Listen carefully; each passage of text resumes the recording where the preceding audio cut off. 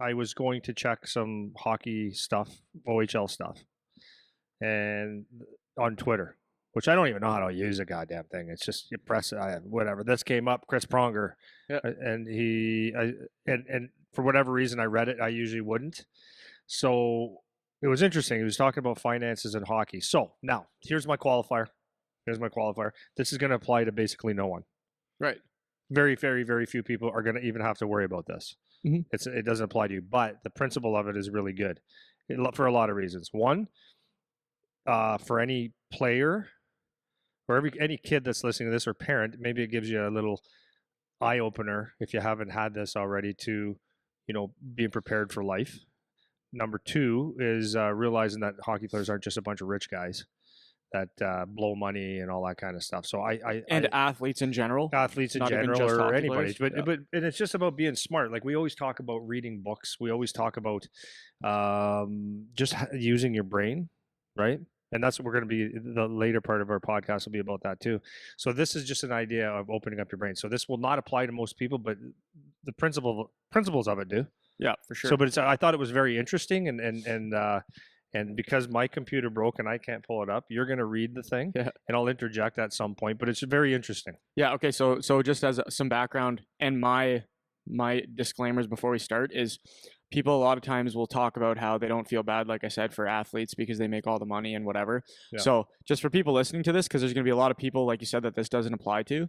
It's like, have an open mind when you're listening to what we're reading about and think about this from the athlete's perspective, because we're gonna throw our thoughts in as I'm reading through this. But so this is Chris Pronger talking. You know how many years he played? What did he play? 20 years? At least, no, I don't know, 20, something around, maybe 15 to 20. He was one of the highest earning guys in the NHL at the time. So this was his Twitter thread. So this is from Chris Pronger. I played 20 years in the NHL. I was one of the highest earning NHL players of all time and friends with many other pro athletes. My guess is more than 50% of pro athletes have financial issues in retirement. 50%. 50, that's his guess. Here are 3 problems I've seen and some stories. Point 1, athletes tend to be wasteful early in their careers and think the money train will last forever. Been there, done that. It doesn't. We're only one injury away from retirement always. I had $1 million signing bonus at 18. That's a huge sum of money for a young adult. Huge. Understanding the magnitude of that was daunting, to say the least. I was lucky to have great mentors early on. Many aren't as lucky. When I first turned pro in 1993, a lot of players at that time made around $300,000 a year. Nowadays, the median salary in the NHL is maybe around $2 million. On a $2 million per year salary, there's anywhere from 39% to 56% in taxes, give or take. But there's also agent fees, 3 to 5%, escrow, and much more. Then there's job-related expenses, a chef or nutritionist for some, off-season trainer, $5 to $10K a month for a house near the practice facility. An athlete can easily spend around $20,000 a month. And since the average career is 4 seasons, an athlete might have $2 to $3 million in savings when they're done. But with spending habits already formed in a few years, there will be an issue. And in my opinion, this is a fairly optimistic scenario. For example, I've heard crazy stories about guys spending $1 million in a strip club. I know a guy who had a $2 million signing bonus. He immediately bought $400,000 in cars, dropped $1.5 million on a home for his mom, but didn't realize he owed taxes on it. Knock, knock, it's the IRS. So while the earnings can be great, it's easy to spend a lot, and the income doesn't last as long as one might think. Which brings me to point number 2. Okay, so hang on. Yep. So just to go on that, we talked a couple episodes ago about, remember I was talking about bad habits? Mm-hmm. So this is like, first of all, most people would look at the NHL, including, well, most people anyways, would think that if you make Connor McDavid money is $10 million a year, well, it's earned $10 million, but as you said, up to 56% taxes, 3 to 5% to the agent. Escrow is a huge amount that comes out of your check. Yeah, that goes into the players' fund. Well, no, when Otter and the boys were here, it was like 22%. 22%. Yeah. Okay. Yeah. I'm gonna crunch some numbers 22%, here. Yeah. Well, and that could go down. It's based on the league revenue, right? Yep. So if the owners make more money, escrow goes down. Okay. Yep. And then you're paying for guys like me to train you. Yep. Which is not right? Which is eating expensive. properly and all that kind of stuff. So anyways, but what I said a couple podcasts ago is like when kids have bad habits, this is what I'm talking about. It's not about the $1 million. It's about when you have your money You make a little bit of money. Do you need to go to get that coffee at Tim Hortons? Do you need to do this? Like those little habits that you have of spending when you're young, because when you make $100 a week and you spend $100 a week, when you add a zero, it's just instead of buying a coffee, maybe you go out for the keg or have a steak dinner, or maybe you do. If you don't have your habits set, then it's not about how much you make anyways. It's about how much you spend.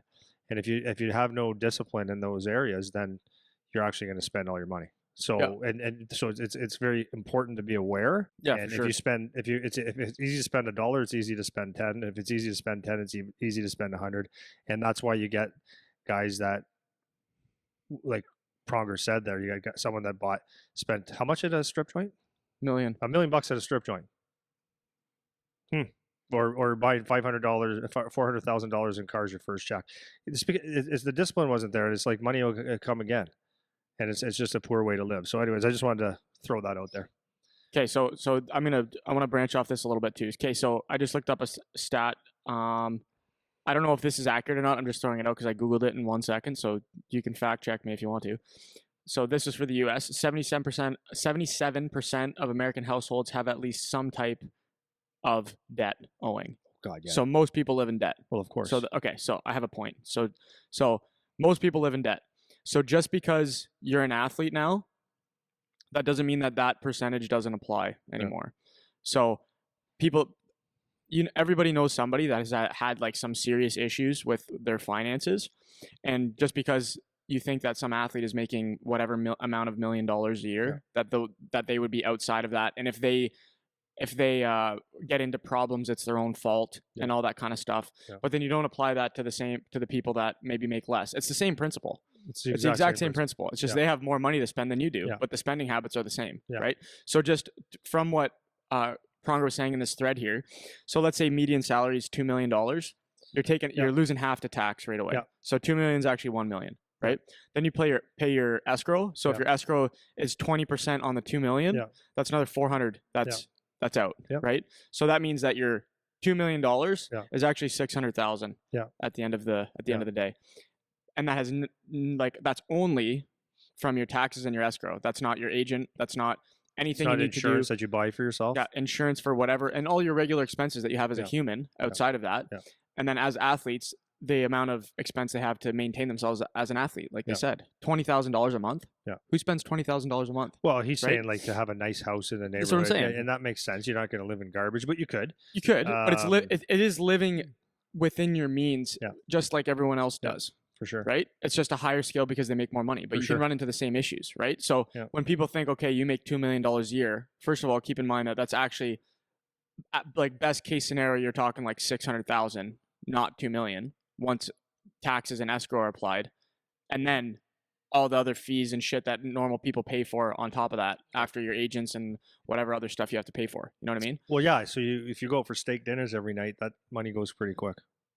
For sure. And this is what normal kids do this at university, right? You get your OSAP loan and you just go blow it on whatever you want, right? It's the exact same idea. Yeah. It's just because it's more money. Somehow you're less sympathetic now because it's more money, but it's the same idea. Yeah. So anyways, so that's that. So I'll keep going here. Yeah. So which brings me to point number 2. This is back to Chris Pronger talking here on the Twitter thread. People take advantage of athletes. You always have to get your guard up.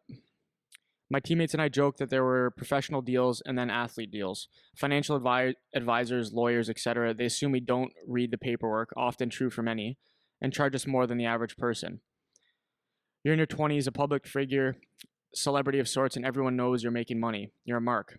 At times I felt they had 2 sets of documents, one for athletes and one for everyone else. Another example, very common to get a pitch for an investment that needs $500,000 and closes in 3 days. Why are they doing this? Because they can't get money from alleged more sophisticated investors. After a few years myself, my rule is, if someone needs an answer right now, the answer is always no. They learned this lesson real fast. Another example, athletes are convinced to give power of attorney to advisors, which means they do not control their money. This is crazy. So this is, I don't know how to say his name, but Aroldis Chapman, I think that's right, New York Yankees pitcher, had a $3 million stolen from him by his financial advisor thanks to power of attorney. We're pro athletes, not pro investors. So I understand why we sometimes make that mistake. But the sad part is that shady professionals are far more common than most think, and and it's a common trap many fall into, not just athletes. And finally, point number 3. Sorry, you got anything on that before I do point 3? Yeah, for sure. Well, that is 100% true. Like all my friends, they have opportunities all the time, and it's really funny to see people who start attaching themselves to that. So I know a couple people that are in the financial world that went, they've stopped in here on my pro skates. Hey, is X around? Well, hey, can you set up a lunch with this guy? Hey, can you set up this with this guy? And it's like, you do it. You go build a rapport with them and stuff like that. And it's like, you can just see people go, okay, there's the money. I'm going to go get it. And they know that most guys don't have a clue of what to do. And if you do a good sales pitch, they're going to get on it or they're going to think about it and stuff. And it's, but the point of that is that when you are here or when you're going through this, like you do have to find people that, like, you're not going to hit a home run all the time. Mm-hmm. Right, like it's like for anybody that invests money, like, and I'm not the guy, but if you invest money all the time, like people are always looking. I've got so many friends that outside of hockey that think they're going to get a home run in everything that they do, and they never hit a home run. They don't even hit singles. Yeah, right. Yeah. They lose because they're trying to hit the home runs, and it's not the way it works. So some guys have the ability to make big deals and financial deals and stuff. That's great. For the most part, most people are going to have to actually put their mind or find someone that is very trustworthy. Like maybe like, and I'm not going to go down that avenue, but you have to feel comfortable with people in your life. And that's what I would say to that. So for example, I won't say their names, but 2 guys here, they have the same, or maybe it's 3 now, guys have the same financial advisor. And they've told me some of the stuff that they do with them. And he has them on a budget. They're in control. He's associated with a bank, so there can't be any hanky panky. That's a funny word, eh? Yeah, hanky panky. But it's maybe safer than a lot of things that other people can do, but at least it's safe. Mm-hmm. And then he's got them on budgets, and he's got them like overseas. Like, well, if you're going to make that investment, let's talk about it, and that's intelligent. Yep. So the problem with that for a lot of people is it's actually intelligent. It actually takes time, and it makes you think, and sometimes that's the problem. Yeah. So for as professional athletes too, like what's the average age? 20 to 30 years old, probably across all sports. Yeah. Across all sports, Yeah. you're between 20 and 30 years old. Yeah. Okay. So if you're somebody who's running into millions of dollars, let's say over a 4 or 5 year career, and you got some 45-year-old, 50-year-old older guy that's supposed to be, in business for a long time, really well respected, and you're not versed in any of this stuff. It's like, how you're a kid, man. You're a kid. If you're 25 years old, how are you supposed to navigate what to do with your money? Yeah. So somebody comes along with a suit and tie on that sounds like they can help you out. Yep.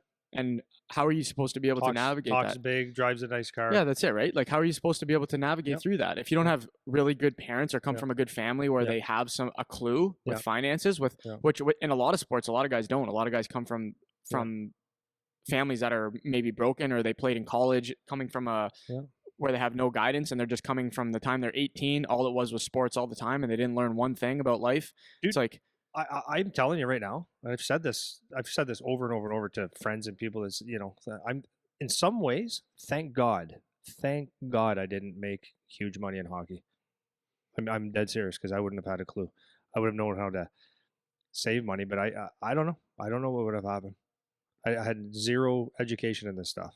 Yeah. So when you're in your 20s, nobody expects their 22-year-old that just graduated university to be able to have all their finances in order and to be able to save properly and to whatever. And they don't even have the pressure of the sharks coming to get them because they have the money, right?